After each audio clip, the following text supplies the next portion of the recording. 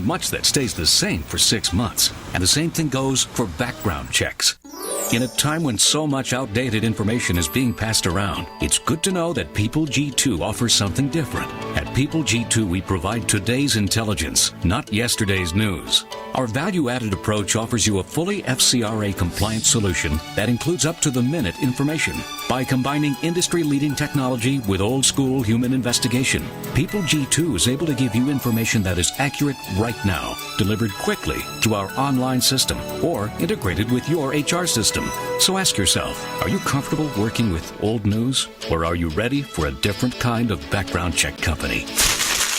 Visit peopleg2.com or call 800-630-2880. That's 800-630-2880 or peopleg2.com. Welcome back to the Talent Talk Radio Show.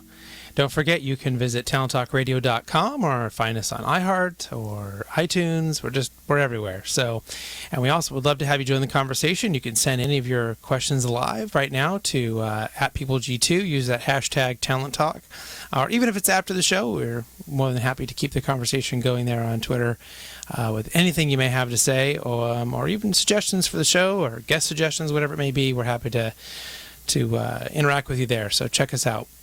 All right, next up we will have Brenda Williams, who's live with me here in the studio, and I think this is her third time. I think it might make her the most senior guest, or I don't know if that's the right word, most experienced guest. Yeah, that's better. That's better. There we go.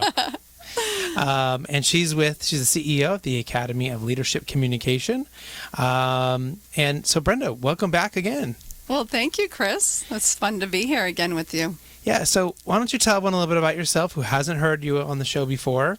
You'll probably pick up Brenda and I are friends, which is why she gets to come on the show so much, and because she does such great work with her company, and we'd love to have her on. So give everyone a little update on what you're doing right now. Okay, great.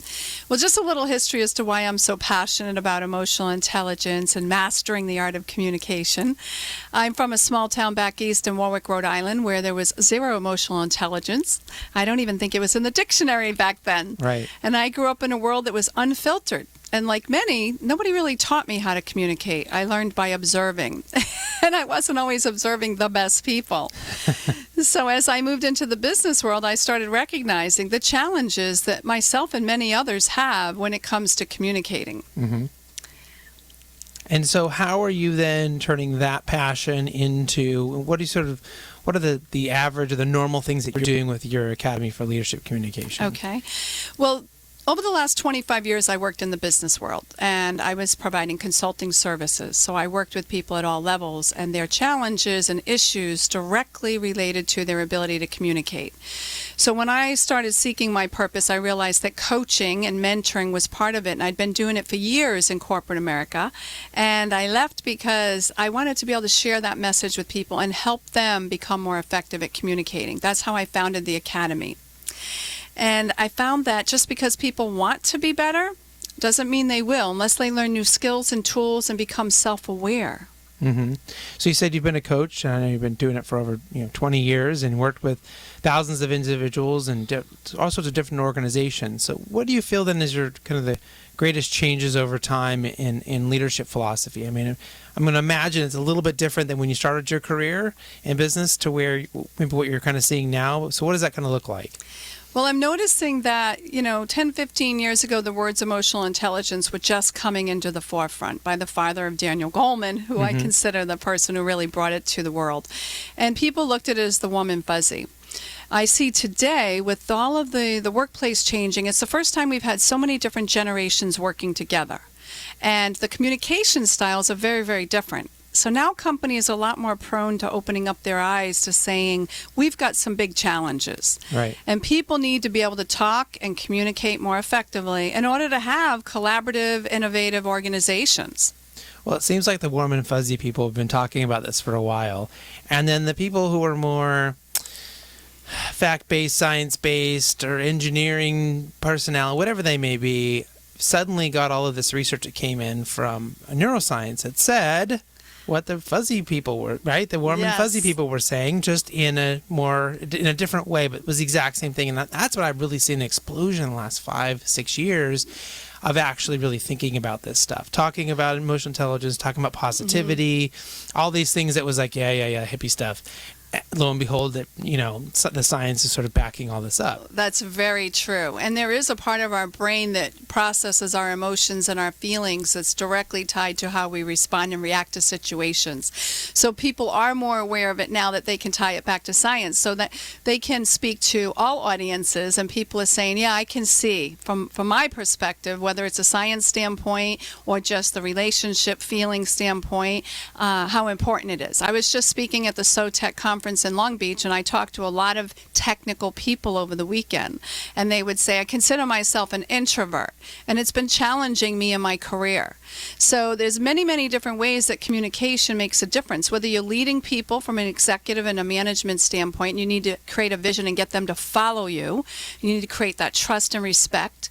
Or it's someone who wants to get promoted in a company, and they're not comfortable expressing what they bring to the party and how good they are and their strengths and their assets. And sometimes it's just dealing with difficult people, because we have some of those in the world too. Right. So, what does emotional intelligence look like? I don't know if we can better define it, or maybe you can give us an example of someone who is really emotionally intelligent, maybe then someone who's not. What does that look like? Well, in a minute, I can tell you what emotional intelligence is. There's 4 quadrants, and the first one is creating self-awareness. And most often, we don't even know how we're coming across to people. Right? So that's really the first thing. Secondly is, once you get self-aware, how do you manage that? Because we all have habits and default zones, and we're under stress and pressure. We react a certain way, and it's not always the way we want to react. Then secondly, I'll talk to people that'll say, well, I've got that down, but I work with a lot of those difficult people. And then you have to look at the social awareness. Who are the people you work with, interface with? Sometimes they're in your family. You might be married to them. Right. And other times, how do you deal with them more effectively and manage that relationship? So it's really the relationship management that comes into play, because as 2 people come into the party with different thoughts, different beliefs, different core values, and different communication skills. And so maybe someone who's really struggling in this area, do they tend to kind of fall into a particular category? Are they not having success in their job? Are they tending to just not have any friends, or anybody wants to be around them because they're just mean, or how does that sort of manifest itself? Do you see that on a consistent basis? Well, what's fascinating, as a coach, I hear all the internal stories. Like in the real world, we see people walking around with their facades and their egos, so we don't really get to see what they're really thinking.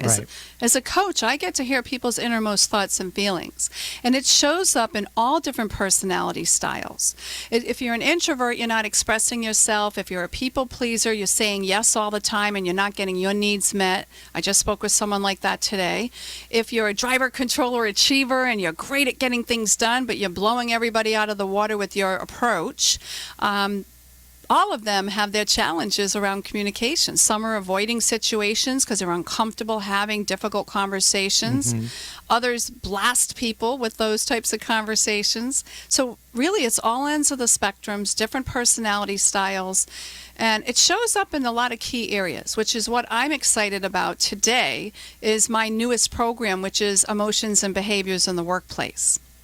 And this is a program that was founded by a group of psychologists, business psychologists out of England, that have spent 20 years researching businesses and individuals, coaching and being the business psychologist. And what are the 8 key areas that you have to target in your emotions and behaviors in the workplace to be successful? So what's really fascinating is they've been able to take the big spectrum of emotional intelligence and narrow it down into the 8 key areas. And it shows up in all of our lives, no matter who we are. Right. And so if, let's say you go through this program and you come out on the other side a better person, a better communicator, more emotionally intelligent, what does that person look like? What do you sort of expect that person might be experiencing or seeing in their lives that would certainly have changed? Well, I had a client recently who came to me several months back, and I always show a before and an after picture. And he says, I'm the before and I need to be the after. So on the before side, he was having challenges communicating with people. People were not delivering what he needed. They weren't returning his phone calls as often. There were frustrations in the relationships. He wasn't really deeply connected to anyone. And he was having a lot of stress and anxiety. On the after side, which is really amazing to watch the transition, he started building deeper relationships, connecting with people. People started returning his phone calls and coming to him with their challenges, so he would know about the problems ahead of time. Mm-hmm. And then he started building more empathy for people, which is one of the 8 key areas that are important to look at for all of us. And that's hard for a lot of people to do, is to have empathy for other people. It's one of the hardest, especially for the people that are the most successful. Because a lot of the people that I meet at the top that are the most successful have been the drivers and the achievers. And they have a checklist. And they're very results driven. And when you find people slowing you down or not delivering, your first go-to zone isn't, oh, what happened? Right. Your first go-to zone is, what the hell? I need to get this done. Right. And so taking a step back for the driver achievers and saying, hey, I need to have some compassion and empathy. I really need to understand and hear this person out. Even if you don't agree with them, you have to have some level of empathy. And that's one of the 8 key emotions, especially for the people that are high on decisiveness and motivation. Then you have people on the opposite end that have too much empathy, and that can slow them down. Right. So I teach people how to walk the scale in these 8 key areas and how to be aware of where they show up and all the other people they have to interact with, and what's the most effective approach for the situation. I'm reading a really interesting article, and I'm blanking on the title of it now, but one of the sort of components of it is that really successful people find a way to sort of get rid of that negative energy or negative people in their lives.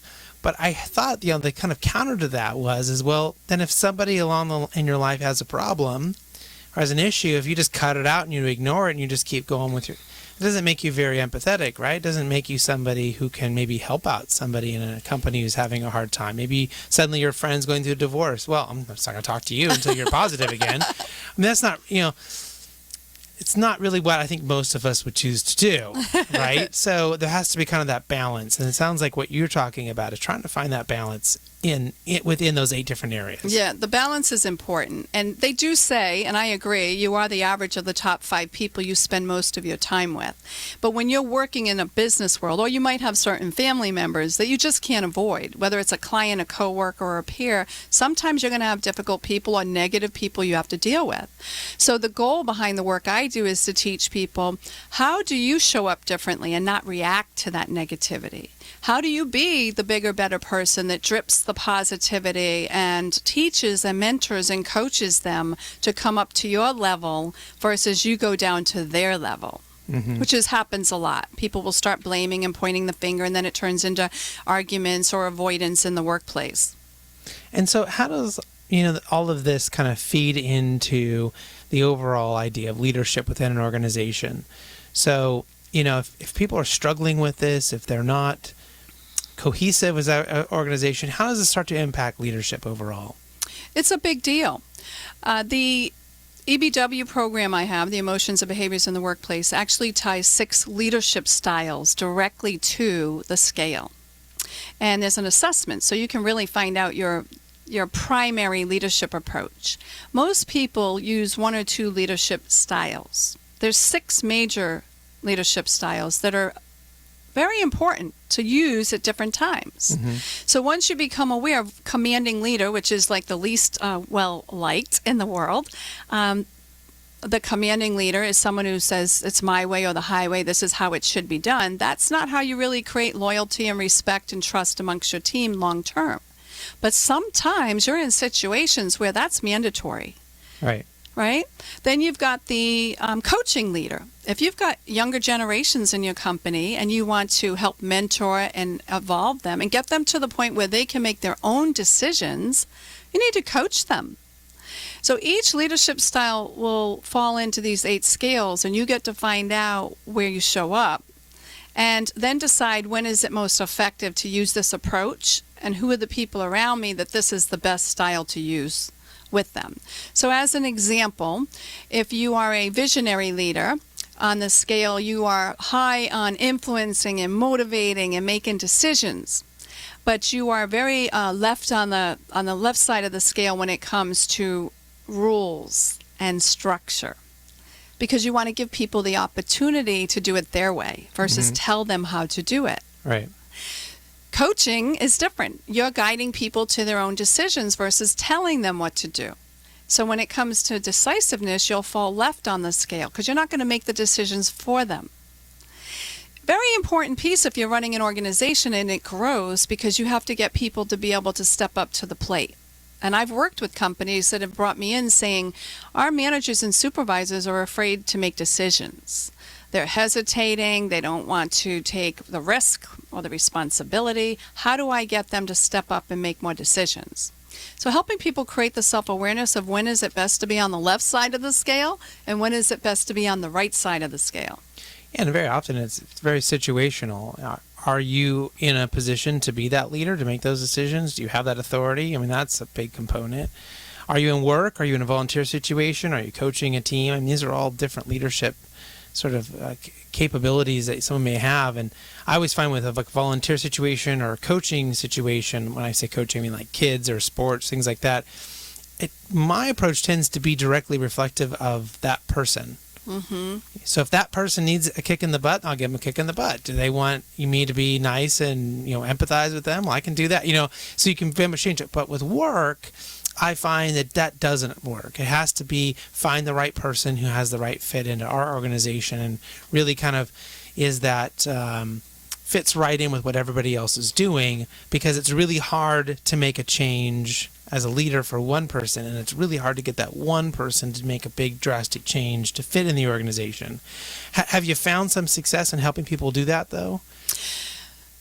Well, I'm finding that you're always dealing with different types of people, and that has been the biggest challenge I've seen over the years. So learning to modify your style to each person, and it can change day to day. Mm-hmm. You might have someone who's on top of their game, always delivering, and then they have a death in the family. Right. Or they have a divorce. So one leadership style will not work with each person all the time. It's what's the project, what's the situation, what's the challenge, how quickly do you need to make a decision? When you have a team of people in a long period of time where you can coach and you have the luxury of waiting for them to come to their own conclusions, mm-hmm. and maybe even make a few mistakes along the way, then you take the coaching and the visionary leadership style. But if you're in a very challenging situation that demands quick results, it has to happen now, it's time sensitive, and you don't have the staff that can be coached at that point, you need to become the commanding leader, right? Right. Absolutely. You have to pick and choose those things, and it sounds like having the abilities to implement several different leadership styles and be quick on your feet. I mean, that's I guess a leadership style in its own, or at least a quality. Well, the most important piece for the leaders out there to recognize is to open up your eyes and really do a true assessment as to what type of leadership style and communication style you're using. Most people that take the EBW self-assessment find that they lean towards one or two that they're comfortable with. When you can learn the other four and just be able to shift yourself and your approach on the fly, depending on where you're at and who you're talking to, you become much more successful, much more productive, and you build teams of people that are more loyal, that respect you, and that will be there for you when the going gets tough.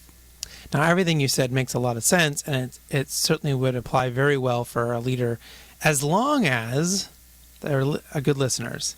Because if they're not hearing what's happening, right, they're not going to know to do these things. So can you talk a little bit about how listening kind of plays into all this?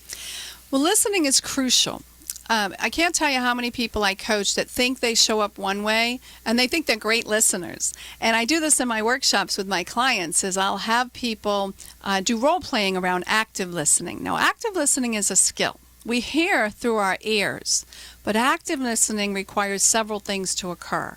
And the first one is to let your own beliefs check them at the door, mm-hmm. because not everybody believes the way you do. Right? Or right. I do. Right. So you got to put your beliefs aside. You've got to stop making interpretations and assumptions. You have to ask the right questions. You have to mirror back and paraphrase. So when you ask someone, what did you mean by that? Can you tell me more about that? And then you say, what I'm hearing you say is, or what I think I just heard was. We very seldom do that.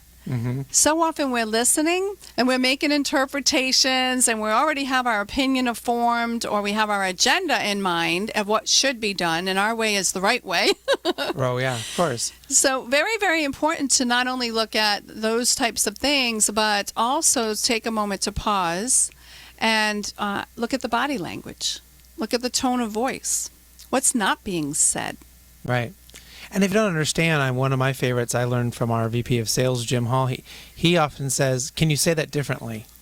And it's amazing when you ask someone to say the same thing in a different way, you pick up more information, you get a clarification, you maybe even sometimes help them clarify because maybe they're not telling you exactly how it needed to be told. But yeah, asking those good questions, open-ended questions, and can be pretty big. I think leaders themselves need to have that great ability to ask questions. Good questions. It's really fascinating because I love it when I do my workshops and I put people in front of the room to do the active listening role plays.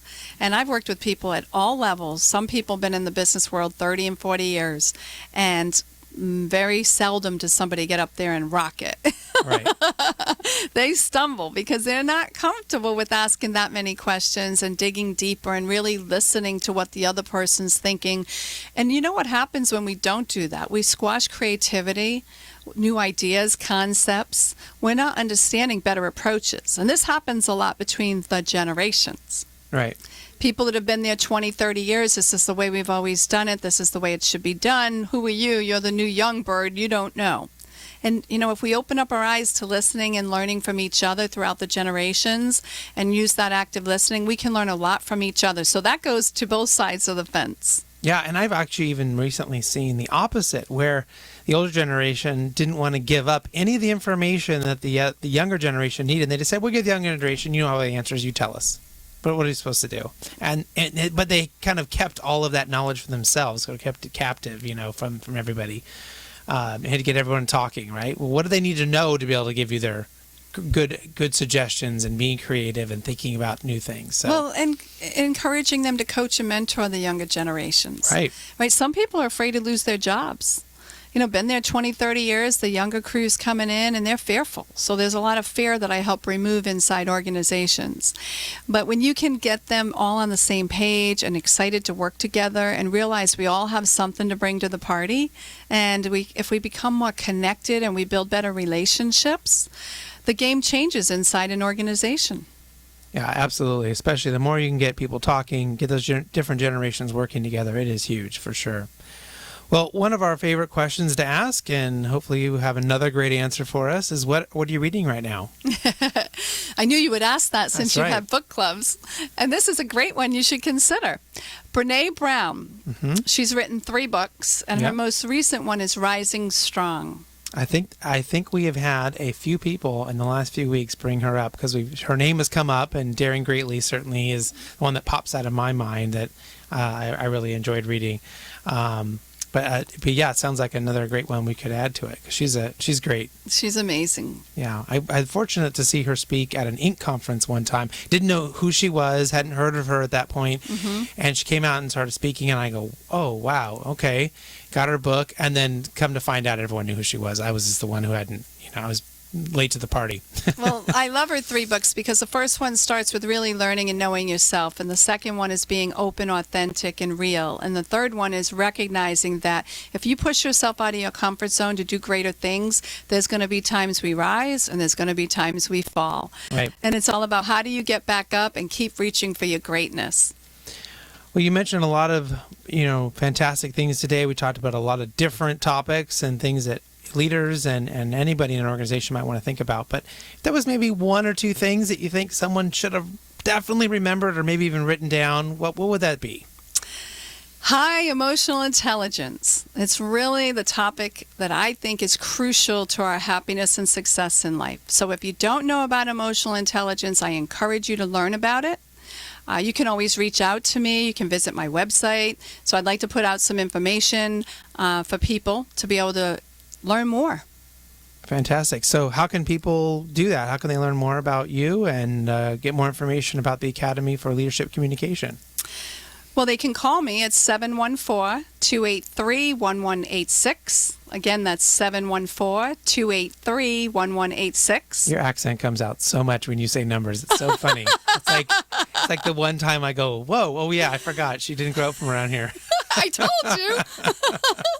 And then the other one is visit my website, www.academyforleadershipcommunication.com. Fantastic. Well, we certainly suggest everyone does that. Thank you so much for being back on the show again, and we love to having you here. And also, to our other Brenda earlier in the show, Brenda Casper, thanks out to her as well. And to everyone who tuned in to listen. Next week, we will have Jim Glantz, the Vice President and Head of Talent Development for the wonderful company, and then Stefan Wisenbach, I probably have messed someone's name up by now, the Founder and Chief Engagement Officer at Engagement Multiplier. So, until then, do what you love and show the world how talented you can be today.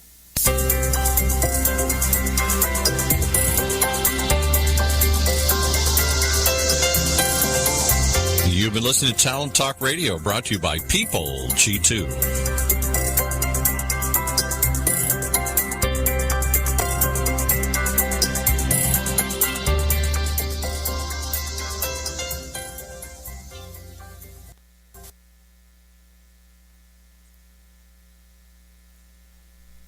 Support for NPR and the following message come from Chipotle.